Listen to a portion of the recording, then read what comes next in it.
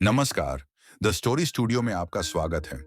आज सुनिए प्रेमचंद की लिखी कहानी इज्जत का खून। मैंने कहानियों और इतिहासों में तकदीर के उलटफेर की अजीबोगरीब दास्तानें पढ़ी हैं। शाह को भिखमंगा और भिखमंगे को शाह बनते देखा है। तकदीर एक छिपा हुआ भेद है। गालियों में टुकड़े चुनती हुई औरतें सोने के सिंहासन पर बैठ गईं और वह ऐश्वर्य के मतवाले जिनके इशारे पर तकदीर भी सिर झुकाती थी, आन की शान में चील कौओं का शिकार बन गए हैं। पर मेरे सर पर जो कुछ बीती उसकी नजीर कहीं नहीं मिलती। आह, उन घटानाओं को आज याद करती हूं तो रोंगटे खड़े हो जाते हैं और हैरत होती है कि अब तक मैं क्यों और क्यों कर जिंदा हूं। सौंदर्य लालसाओं का स्रोत है। मेरे दिल में क्या लालसाएं न थीं, पर आह निष्ठुर भाग्य के हाथों में मिटी। मैं क्या जानती थी कि वह आदमी जो मेरी एक एक अदा पर कुर्बान होता था, एक दिन मुझे इस तरह जलील और बर्बाद करेगा। आज 3 साल हुए जब मैंने इस घर में कदम रखा। उस वक्त यह एक हरा भरा चमन था। मैं इस चमन की बुलबुल थी। हवा में उड़ती डालियों पर चहकती थी, फूलों पर सोती थी। सईद मेरा था, मैं सईद की थी। इस संगमरमर के हौज के किनारे हम मोहब्बत के पासे खेलते थे। तुम मेरी जान हो, मैं उनसे कहती थी, तुम मेरे दिलदार हो। हमारी जायदाद लंबी चौड़ी थी। जमाने की कोई फ्रिक, जिंदगी का कोई गम न था। हमारे लिए जिंदगी सशरीर आनंद एक अनंत चाह और बाहर का तिलिस्म थी जिसमें मुरादें खिलती थीं और खुशियों हंसती थीं। जमाना हमारी इच्छाओं पर चलने वाला था। आसमान हमारी भलाई चाहता था और तकदीर हमारी साथी थी। एक दिन सईद ने आकर कहा, मेरी जान, मैं तुमसे एक विनती करने आया हूं। देखना, इन मुस्कराते हुए होंठों पर इनकार का हर्फ ना आए। मैं चाहता हूं कि अपनी सारी मिल्कियत, सारी जायदाद तुम्हारे नाम चढ़वा दूं। मेरे लिए तुम्हारी मोहब्बत काफी है। यही मेरे लिए सबसे बड़ी नेमत है। मैं अपनी हकीकत को मिटा देना चाहता हूं। मैं चाहता हूं कि तुम्हारे दरवाजे का फकीर बन करके रहूं। तुम मेरी नूरजौ बन जाओ, मैं तुम्हारा सलीम बनूंगा और तुम्हारी मूंगे जैसी हथेली के प्यालों पर उम्र बसर करूंगा।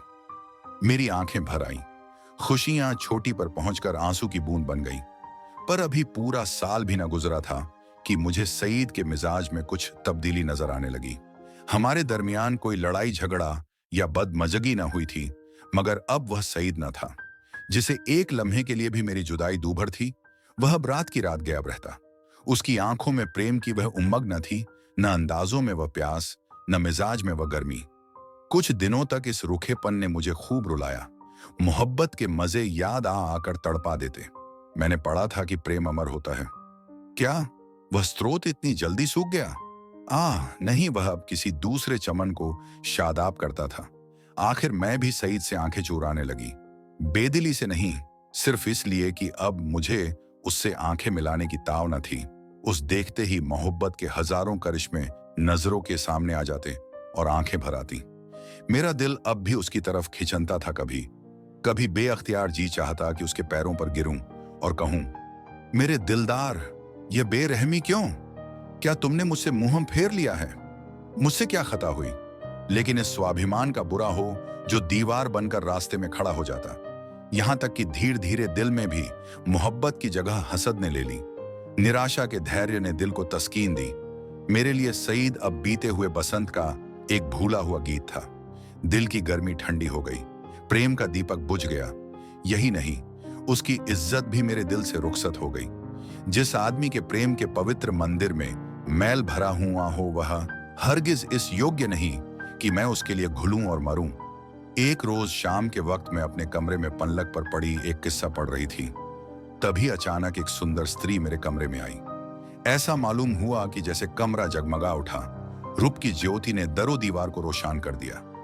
गोया अभी सफेदी हुई है उसकी अलंकृत शोभा, उसका खिला हुआ फूला जैसा लुभावना चेहरा, उसकी नशीली मिठास। किसी तारीफ करूं, मुझ पर एक रोब सा छा गया। मेरा रूप का घमंड धूल में मिल गया है। मैं आश्चर्य में थी कि यह कौन रमणी है और यहां क्यों कर आई। बेअख्तियार उठी कि उसे मिलूं और पूछूं कि सईद भी मुस्कुराता हुआ कमरे में आया। मैं समझ गई कि यह रमणी उसकी प्रेमिका है। मेरा गर्व जाग उठा। मैं उठी जरूर, पर शान से गर्दन उठाए हुए आंखों में हुस्न के रौब की जगह घृणा का भाव आ बैठा। मेरी आंखों में अब वह रमणी रूप की देवी नहीं, डसने वाली नागिन थी। मैं फिर चारपाई पर बैठ गई और किताब खोलकर सामने रख ली। वह रमणी एक क्षण तक खड़ी मेरी तस्वीरों को देखती रही, तब कमरे से निकली। चलते वक्त उसने एक बार मेरी तरफ देखा। उसकी आंखों से अंगारे निकल रहे थे, जिनकी किरणों में हिंस प्रतिशोध की लाली झलक रही थी। मेरे दिल में सवाल पैदा हुआ, सईद इसे यहां क्यों लाया? क्या मेरा घमंड तोड़ने के लिए? जायदाद पर मेरा नाम था, पर वह केवल एक भ्रम था। उस पर अधिकार पूरी तरह सईद का था। नौकर भी उसी को अपना मालिक समझते थे और अक्सर मेरे साथ ढिठाई से पेश आते। मैं सब्र के साथ जिंदगी के दिन काट रही थी। जब दिल में उमंगे न रहीं तो पीड़ा क्यों होती? सावन का महीना था, काली घटा छाई हुई थी और रिस्झिम बूंदें पड़ रही थीं। बगीचे पर हसद का अंधेरा और सिहास दराख्तों पर जुगनुओं की चमक ऐसी मालूम होती थी जैसे कि उनके मुंह से चिंगारियों जैसी आहें निकल रही हैं। मैं देर तक हसद का यह तमाशा देखती रही। कीड़े एक साथ चमकते थे और एक साथ बुझ जाते थे, गोया रोशानी की बाढ़ें छूट रही हैं। मुझे भी झूला झूलने और गाने का शौक हुआ। मौसम की हालतें हसद के मारे हुए दिलों पर भरी अपना जादू कर जाती हैं। बगीचे में एक गोल बंगला था। मैं उसमें आई और बरागदे की एक कड़ी में झूला डलवाकर झूलने लगी। मुझे आज मालूम हुआ कि निराशा में भी एक आध्यात्मिक आनंद होता है, जिसका हाल उसको नहीं मालूम, जिसकी इच्छा पूर्ण है। मैं चाव से मल्हार गाने लगी। सावन विरह और शोक का महीना है। गीत में एक वियोगी हृदय की गाथा की कथा ऐसे दर्द भरे शब्दों बयान की गई थी कि बरबस आंखों से आंसू टपकने लगे। इतने में बाहर से एक लालटेन की रोशनी नजर आई। सईद और हसीना दोनों चले आ रहे थे। हसीना ने मेरे पास आकर कहा, आज यहां नाच रंग की महफिल सजेगी और शराब के दौर चलेंगे। मैंने घृणा से कहा, मुबारक हो हसीना, 12 मासे और मल्हार की ताने उड़ेंगी, साजिंदे आ रहे हैं। मैं शौक से, हसीना तुम्हारा सीना हसद से चाक हो जाएगा। सईद ने मुझसे कहा, जुबैदा तुम अपने कमरे में चली जाओ, यह इस वक्त आपे में नहीं है। हसीना ने मेरी तरफ लाल लाल आंखें निकालकर कहा, मैं तुम्हें अपने पैरों की धूल के बराबर भी नहीं समझती। मुझे फिर जब्त न रहा, अकड़ कर बोली, और मैं क्या समझती हूं एक कुतिया, दूसरों की उगली हुई हडिडियों छिछोड़ती फिरती है। अब सईद के भी तेवर बदले, मेरी तरफ भयानक आंखों से देखकर बोले, जुबैदा तुम्हारे सर पर शैतान तो नहीं सवार है? सईद का यह जुमला मेरे जिगर में चुभ गया। मैं तपड़ उठी। जिन होंठों से हमेशा मोहब्बत और प्यार की बातें सुनी हों, उन्हीं से यह झड़ निकले, और बिल्कुल बेकसूर। क्या मैं ऐसी नाचीज और हकीर हो गई हूं कि एक बाजारू औरत भी मुझे छेड़कर गालियां दे सकती है और मेरा जबान खोलना मना? मेरे दिल में साल भर से जो बुखार हो रहा था वह उछल पड़ा। मैं झूले से उतर पड़ी और सईद की तरफ शिकायत भरी निगाहों से देखकर बोली, शैतान मेरे सर पर सवार हो या तुम्हारे सर पर, इसका फैसला तुम खुद कर सकते हो।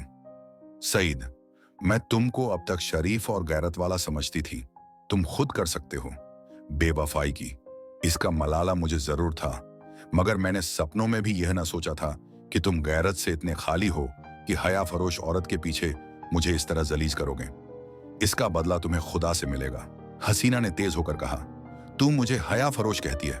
मैं बेशक कहती हूं सईद, और मैं बेगैरत हूं? मैं बेशक बेगैरत ही नहीं, शोबदेबाज, मक्कार, पापी, सब कुछ। ये अल्फाज बहुत घिनावने हैं, लेकिन मेरे गुस्से के इजहार के लिए काफी नहीं।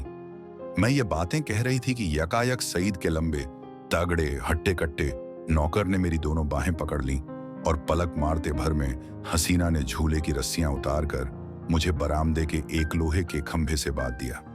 इस वक्त मेरे दिल में क्या ख्याल आ रहे थे ये याद नहीं, पर मेरी आंखों के सामने अंधेरा छा गया था।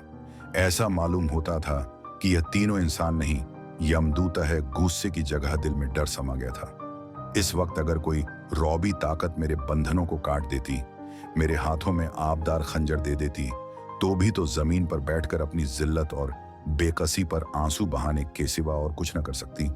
मुझे ख्याल आता था कि शायद खुदा की तरफ से मुझ पर यह कहर नाजिल हुआ है, शायद मेरी बेनमाजी और बेदीनी की यह सजा मिल रहा है। मैं अपनी पिछली जिंदगी पर निगाह डाल रही थी कि मुझसे कौन सी गलती हुई हो जिसकी यह सजा है। मुझे इस हालत में छोड़कर तीनों सूरतें कमरे में चली गईं। मैंने समझा मेरी सजा खत्म हुई, लेकिन क्या यह सब मुझे यूं ही बंधा रखेंगे? लौड़ियां मुझे इस हालत में देख लें तो क्या कहें? नहीं, अब मैं इस घर में रहने के काबिल ही नहीं। मैं सोच रही थी कि रस्सियां क्यों कर खा लूं, मगर अफसोस मुझे न मालूम था कि अभी तक जो मेरी गति हुई है वह आने वाली बेरहमियों का सिर्फ बयाना है। मैं अब तक न जानती थी कि वह छोटा आदमी कितना बेरहम, कितना कातिल है। मैं अपने दिल से बहस कर रही थी कि अपनी इस जिल्लत मुझ पर कहां तक है। अगर मैं हसीना की उन दिल जलाने वाली बातों को जवाब न देती तो क्या यह नौबत न आती? आती और जरूर आती। वहां काली नागिन मुझे डसने का इरादा करके चली थी, इसलिए उसने ऐसे दिल दुखाने वाले लहजे में ही बात शुरू की थी। मैं गुस्से में आकर उसको लान तान करूं और उसे मुझे जलील करने का बहाना मिल जाए। पानी जोर से बरसने लगा। बौछारों से मेरा सारा शरीर तर हो गया था। सामने गहरा अंधेरा था। मैं कान लगाए सुन रही थी कि अंदर क्या मिसकॉट हो रही है, मगर मेह की सनसनाहट के कारण आवाजें साफ न सुनाई देती थीं। इतने लालटेन फिर से बरामदे में आई और तीनों उरावनी सूरतें फिर सामने आकर खड़ी हो गई। अब की उस खून परी के हाथों में एक पतली सी कमची थी। उसके तेवर देखकर मेरा खून सर्द हो गया। उसकी आंखों में एक खून पीने वाली वहशत, एक कातिल पागलपन दिखाई दे रहा था। मेरी तरफ शरारत भरी नजरों से देखकर बोली, बेगम साहबा, मैं तुम्हारी बदजबानियों का ऐसा सबक देना चाहती हूँ जो तुम्हें सारी उम्र याद रहे। और मेरे गुरु ने बतलाया है कि कमची से ज्यादा देर तक ठहरने वाला और कोई सबक नहीं होता। यह कहकर उस जालिम ने मेरी पीठ पर एक कमची जोर से मारी। मैं तिलमिया गई। मालूम हुआ कि किसी ने पीठ पर आग की चिरगाड़ी रख दी। मुझे जब्त न हो सका। मौ बाप ने कभी फूल की छड़ी से भीन मारा था। जोर से चीखे मार मार कर रोने लगी। स्वाभिमान, लज्जा सब लुप्त हो गई। कमची की डरावनी और रोशन असलियत के सामने और भावनाएं गायब हो गईं। उन हिंदू देवियों का दिल शायद लोहे के होते होंगे जो अपनी आन पर आग में खुद पड़ती थीं। मेरे दिल पर तो इस वक्त यही ख्याल छाया हुआ था कि इस मुसीबत से क्यों कर छुटकारा हो। सईद तस्वीर की तरह खामोश खड़ा था। मैं उसकी तरफ फरियाद की आंखें से देखकर बड़े विनती के स्वर में बोली, सईद, खुदा के लिए मुझे इस जालिम से बचाओ। मैं तुम्हारे पैरों पड़ती हूं। तुम मुझे जहर दे दो, खंजर से गर्दन काट लो, लेकिन यह मुसीबत सहने की मुझ में ताब नहीं। उन दिलजोइयों को याद करो, मेरी मोहब्बत का याद करो। उसी का सदके इस वक्त मुझे इस अजाब से बचाओ। खुदा तुम्हें इसका इनाम देगा। सईद इन बातों से कुछ पिघला। हसीना की तरह डरी हुई आंखों से देखकर बोला, जरीना, मेरे कहने से अब जाने दो। मेरी खातिर से इन पर रहम करो। जरीना तेर बदल कर बोली, तुम्हारी खातिर से सब कुछ कर सकती हूं, गालियां नहीं बर्दाश्त कर सकती। सईद, क्या अभी तुम्हारे ख्याल में गालियों की काफी सजा नहीं हुई? जरीना, तब तो आपने मेरी इज्जत की खूब कद्र की। मैंने रानियों से चिलमचियां उठवाई हैं। ये बेगम साहबा है किस ख्याल में? मैं इसे अगर कुछ छुरी से काटूं तब भजनी इसकी बदजबानियों की काफी सजा ना होगी। सईद, मुझसे अब यह जुल्म नहीं देखा जाता। जरीना, आंखें बंद कर लो। सईद, जरीना, गुस्सा ना दिलाओ। मैं कहता हूं, अब इन्हें माफ करो। जरीना ने सईद को ऐसी हिकारत भरी आंखों से देखा गोया वह उसका गुलाम है। खुदा जाने उस पर उसने क्या मंत्र मार दिया था कि उसमें खानदानी गैरत और बड़ाई और इंसानियत का जरा भी एहसास बाकी न रहा था। वह शायद उसे गुस्से जैसे मर्दानास जज्बे के काबिल ही न समझती थी। हुलिया पहचानने वाले कितनी गलती करते हैं, क्योंकि दिखाई कुछ पड़ता है, अंदर कुछ होता है। बाहर के ऐसे सुंदर रूप के पर्दे में इतनी बेरहमी, इतनी निष्ठुरता। कोई शक नहीं, रूप हुलिया पहचानने की विद्या का दुश्मन है। बोली, अच्छा, तो अब आपको मुझ पर गुस्सा आने लगा। क्यों ना हो, आखिर निकाह तो आपने बेगम ही से किया है। मैं तो हया फरोश कुतिया ही ठहरी। सईद, तुम ताने देती हो और मुझसे ये खून नहीं देखा जाता। जरीना, तो ये कमची हाथ में लो और इसे गिन कर 100 लगाओ। गुस्सा उतर जाएगा, इसका यही इलाज है। जरीना, फिर वही मजाका। जरीना, नहीं, मैं मजाक नहीं करती। सईद ने कमची लेने को हाथ बढ़ाया, मगर मालूम नहीं जरीना को कया शुबहा पैदा हुआ। उसने समझा शायद वह क मची को तोड़कर फेंक देंगे। कमची हटा ली और बोली, अच्छा, मुझसे यह दगा तो लो, अब मैं ही हाथों की सफाई दिखाती हूँ। यह कहकर उसे बेदर्द ने मुझे बेतहाशा कमचियां मारना शुरू की। मैं दर्द से ऐंठ ऐंठ कर चीख रही थी। उसके पैरों पड़ती थी, मिन्नतें करती थी, अपने किए पर शर्मिंदा थी, दुआएं देती थी, पीर और पैगंबर का वास्ता देती थी, पर उस कातिल को जरा भी रहम ना आता था। सईद कांट के पुतले की तरह दर्दो सितम का यह नजारा आंखों से देख रहा था और उसको जोश न आता था। शायद मेरा बड़े से बड़े दुश्मन भी मेरे रोने धोने पर तरस खाता। मेरी पीठ छिलकर लहूलुहान हो गई, जख्म पड़ते थे, हर एक चोट आग के शोले की तरह बदन पर लगती थी।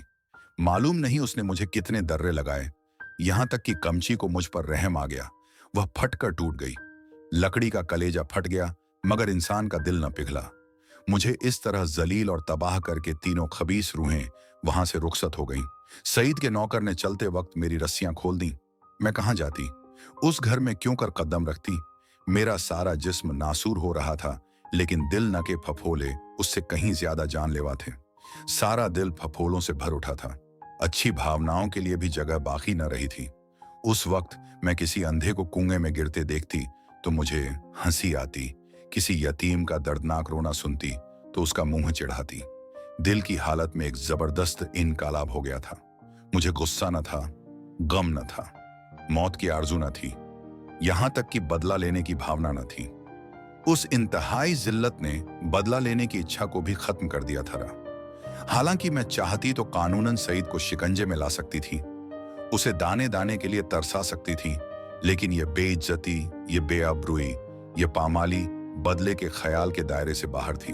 बस सिर्फ एक चेतना बाकी थी और वह अपमान की चेतना थी। मैं हमेशा के लिए जलील हो गई। क्या यह दाग किसी तरह मिट सकता था? हरगिज नहीं। हाँ, वह छिपाया जा सकता था और उसकी एक ही सूरत थी कि जिल्लत के काले गड्ढे में गिर पड़ूं, ताकि सारे कपड़ों की स्याही इस स्याह दाग को छिपा दे। क्या इस घर से ब्याबान अच्छा नहीं, जिसके पेंदे में एक बड़ा छेद हो गया हो? इस हालत में यही दलील मुझ पर छा गई। मैंने अपनी तबाही को और भी मुकम्मल, अपनी जिल्लत को और भी गहरा, आने काले चेहरे को और लभी काला करने का पक्का इरादा कर लिया। रात भर में वहीं पड़ी, कभी दर्द से कराहती और कभी इन्हीं ख्यालात में उलझती रही। यह घातक इरादा हर क्षण मजबूत से और भी मजबूत होता जाता था। घर में किसी ने मेरी खबर न ली। पौ फटते ही मैं बागीचे से बाहर निकल आई। मालूम नहीं मेरी लाज शर्म कहां गायब हो गई थी। जो शख्स समुंदर में गोते खा चुका हो, उसे ताले तलैयों का क्या डर। मैं जो दरो दीवार से शर्माती थी, इस वक्त शहर की गलियों में बेधड़क चली जा रही थी। चोर कहां? वहीं जहां जिल्लत की कद्र है, जहां किसी पर कोई हंसने वाला नहीं, जहां बदनामी का बाजार सजा हुआ है, जहां हया बिकती है और शर्म लुटती है। इसके तीसरे दिन रुप की मंडी के एक अच्छे हिस्से में एक ऊंचे कोठे पर बैठी हुई मैं उस मंडी की सैर कर रही थी। शाम का वक्त था। नीचे सड़क पर आदमियों की ऐसी भीड़ थी कि कंधे से कंधा छिलता था। आज सावन का मेला था। लोग साफ सुथरे कपड़ पहने कतार की कतार दरिया की तरफ जा रहे थे। हमारे बाजार की बेशकीमती जिन्स भी आज नदी के किनारे सजी हुई थी। कहीं हसीनों के झूले थे, कहीं सावन की मीत, लेकिन मुझे इस बाजार की सैर दरिया के किनारे से ज्यादा पुरलुत्फ मालूम होती थी। ऐसा मालूम होता है कि शहर की ओर सब सड़कें बंद हो गई हैं। सिर्फ यही तंग गली खुली हुई है और सबकी निगाहें कोठों ही की तरफ लगी थीं। गोया वह जमीन पर नहीं चल रहे हैं, हवा में उड़ना चाहते हैं। हाँ, पढ़े लिखे लोगों को मैंने इतना बेधड़क नहीं पाया। वह भी घूरते थे, मगर कनखियों से। अधेड़ उम्र के लोग सबसे ज्यादा बेधड़क मालूम होते थे। शायद उनकी मंशा जवानी के जोश को जाहिर करना था। बाजार क्या था? एक लंबा चौड़ा थिएटर था। लोग हंसी दिल्लगी करते थे, लुत्फ उठाने के लिए नहीं, हसीनों को सुनाने के लिए। मुंह दूसरी तरफ था, निगाह किसी दूसरी तरफ। बस भांडों और नक्कालों की मजलिस थी। यकायक सईद की फिंटन नजर आई। मैं रूस पर कई बार सैर कर चुकी थी। सईद अच्छे कपड़े पहने अकड़ा हुआ बैठा था। ऐसा सजीला बांका जवान सारे शहर में न था। चेहरे मोहरे से मर्दानापन बरसता था। उसकी आंख एक बारे मेरे कोठे की तरफ उठी और नीचे झुक गई। उसके चेहरे पर मुर्दनी सी छा गई, जैसे किसी जहरीले सांप ने काट खाया हो। उसने कोचवान से कुछ कहा। दम के दम में फिटन हवा हो गई। इस वक्त उसे देखकर मुझे जो द्वेषपूर्ण प्रसन्नता हुई, उसके सामने उस जानलेवा दर्द की कोई हकीकत न थी। मैंने जलील होकर उसे जलील कर दिया। यक कटार कमचियों से कहीं ज्यादा तेज थी। उसकी हिम्मत न थी कि अब मुझसे आंख मिला सके। नहीं, मैंने उसे हरा दिया, उसे उम्र भर के दिले कैद में डाल दिया। इस काल कोठरी से अब उसका निकलना गैर मुमकिन था, क्योंकि उसे अपने खानदान के बड़प्पन का घमंड था। दूसरे दिन भोर में खबर मिली कि किसी कातिल ने मिर्जा सईद का काम तमाम कर दिया। उसकी लाश उसी बागीचे के गोल कमरे में मिली, सीने में गोली लग गई थी। 9 बजे दूसरे खबर सुनाई दी, जरीना को भी किसी ने रात के वक्त कत्ल कर डाला था। उसका सर तन जुदा कर दिया गया। बात को जांच पड़ताल से मालूम हुआ कि यह दोनों वारदातें सईद के ही हाथों हुई। उसने पहले जरीना को उसके मकान पर कत्ल किया और तब अपने घर आकर अपने सीने में गोली मारी। इस मर्दाना गैरतमंदी ने सईद की मोहब्बत मेरे दिल में ताजा कर दी। शाम के वक्त मैं अपने मकान पर पहुंच गई। अभी मुझे यहां से गए हुए सिर्फ 4 दिन गुजरे थे, मगर ऐसा मालूम होता था कि वर्षों के बाद आई हूं। दरो दीवार पर हसरत छाई हुई थी। मैंने घर में पांव रखा तो बरबस सईद की मुस्कुराती हुई सूरत आंखों के सामने आकर खड़ी हो गई। वही मर्दाना हुस्न, वही बांकपन, वही मनुहार की आंखें। बेअख्तियार मेरी आंखें भर आईं और दिल से एक ठंडी आह निकल आई। गम इसका न था कि सईद ने क्यों जान दे दी, नहीं, उसकी मुजरिमाना बेहिसी और रुप के पीछे भागना, इन दोनों बातों को मैं मरते दम तक माफ न करूंगी। गम यह था कि यह पागलपन उसके सर में क्यों समाया। इस वक्त दिल की जो कैफियत है, उससे मैं समझती हूं कि कुछ दिनों में सईद की बेवफाई और बेरहमी का घाव भर जाएगा। अपनी जिल्लत की याद भी शायद मिट जाए, मगर उसकी चंद रोजा मोहब्बत का नक्श बाकी रहेगा। और अब यह सही मेरी जिंदगी का सहारा है। आप सुन रहे थे प्रेमचंद की कहानी इज्जत का खून। आपको हमारी यह कहानी कैसी लगी कमेंट करके जरूर बताएं। धन्यवाद।